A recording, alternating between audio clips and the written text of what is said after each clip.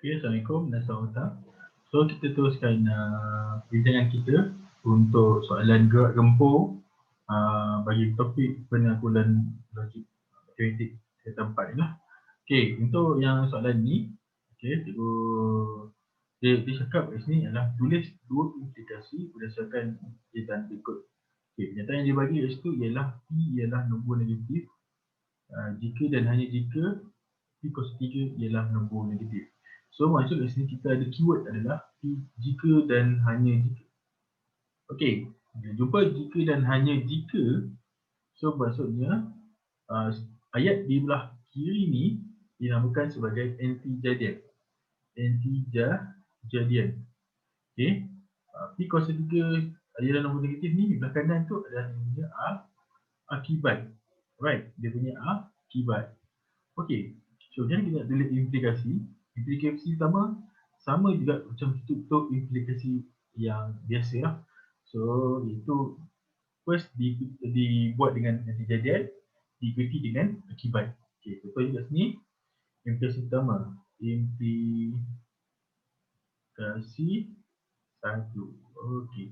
So jawapan dia akan jadi jika anti-jadian dia adalah P ialah nombor negatif. So jika P ialah nombor negatif. Okay, nombor negatif. Okey. Maka P kuasa 3 ialah nombor negatif. Nampak?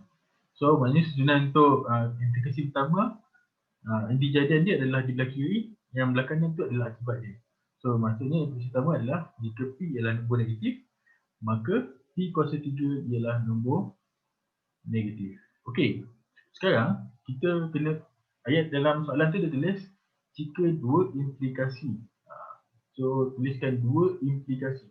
So kita kena buat dua implikasi lah. Implikasi kedua ni adalah dia punya akas. Jadi itu kita belajar akas kan. Akas iaitu menterbalikkan statement dia. So maksudnya akibat dia tak kat depan, anti-jadian dia tak kat belakang. Balikkan ayat dia. So ayat dia akan jadi jika P kuasa 3 ialah nombor negatif, okay, nombor negatif, right, maka P ialah nombor negatif. Right, jelas so kalau dia tanya macam mana nak buat dua implikasi ni, okay, buat je ni. First, implikasi pertama, dia starting dengan kejadian yang pada terletak di belah kiri statement yang dibagi tu. Lepas tu diikuti dengan akibat yang berada di belah kanan statement tu, atau pernyataan tu yang dibagi tu lah. Okay, implikasi kedua adalah akas dia. Senang je kalau nak buat dua implikasi ni, mudah, tak susah sangat pun. Right, okay, right. Okay, untuk soalan clear, boleh.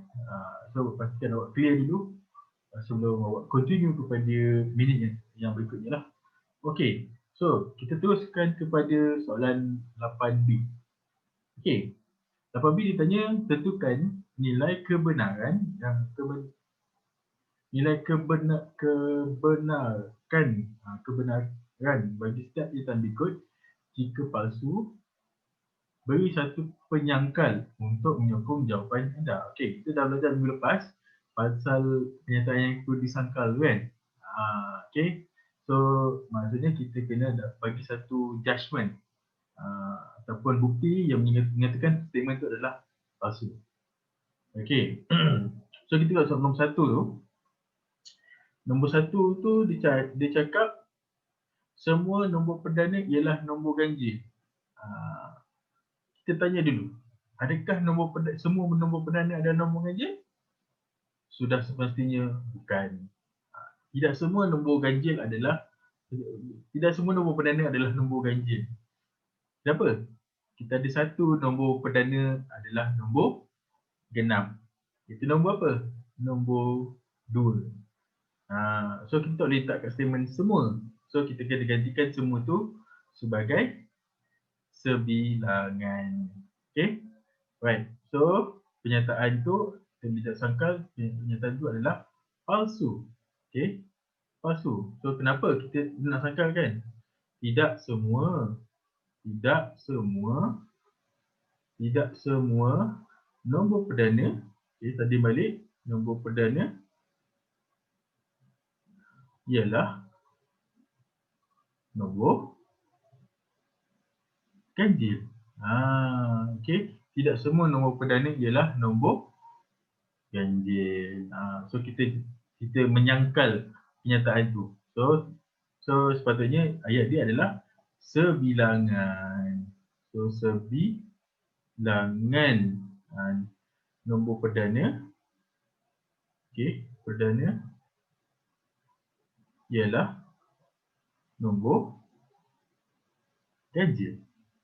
Right? So hanya sebilangan nombor perdana ialah nombor ganjil.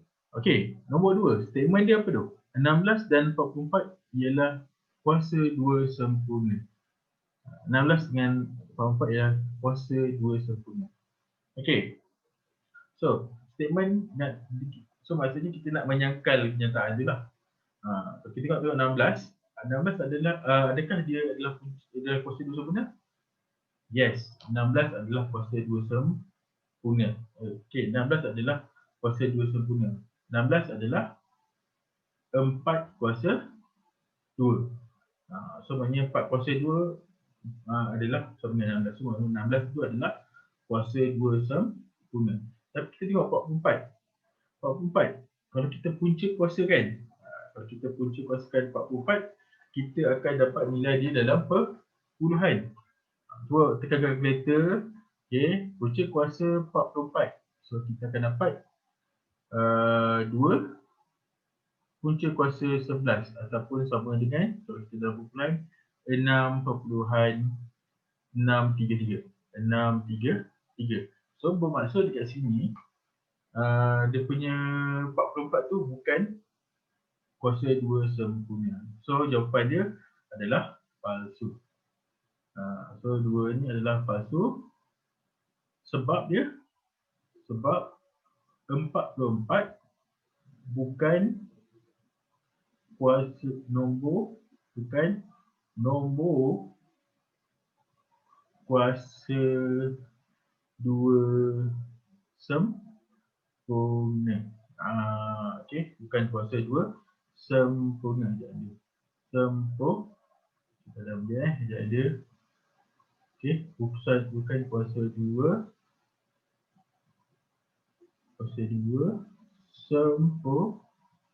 sempurna.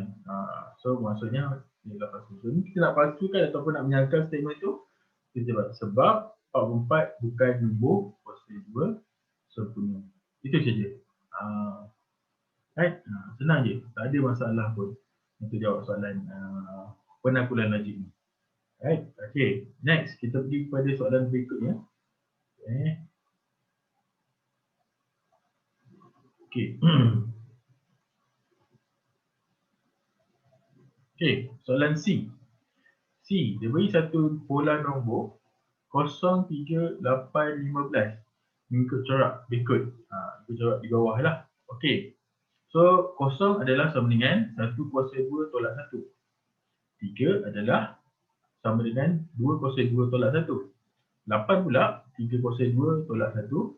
15 adalah 4 kuasa 2 tolak 1. Nampak tak? Semua statement ataupun sama dengan tu adalah kes-kes yang spesifik. Iaitu 3 sama dengan 2 kuasa 2 tolak 1. Itu spesifik dia. Okay. Tapi dia cakap apa?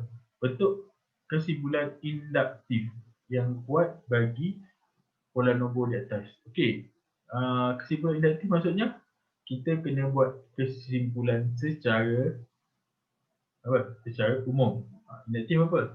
Induktif membuat kesimpulan umum berdasarkan kes-kes spesifik atau kes-kes khusus. Sekarang di sini kita ada dah kes-kes khusus yang dibagi tu. So kita kena umumkan dia punya kesimpulan kesimpulan dia kena umum. Umum tu memang general lah. Right. So, kita ada yang spesifik iaitu kita tengok kat situ ada dia punya corak dia hampir sama. Hampir sama. Okey, so kita salin dulu nombor yang sama. Corak yang sama tu kita salin dulu. Kalau kita tengok sini, yang sama adalah kuasa 2 dan 1.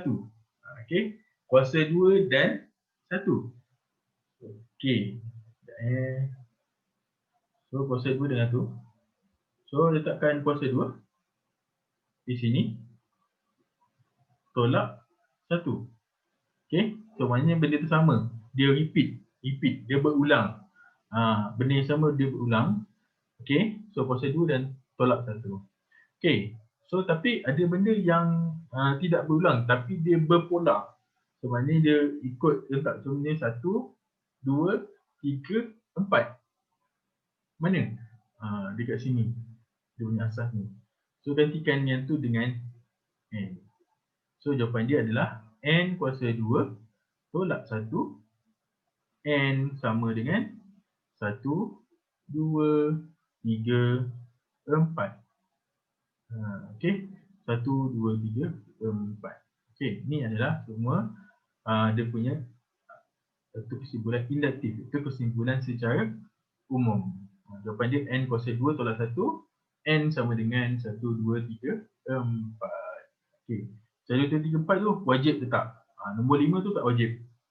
Okey, kalau ada 5, 6, 7 tak apa. Yang penting 1, 2, 3, 4 tu kena letak n sama dengan 1, 2, 3, 4. Boleh?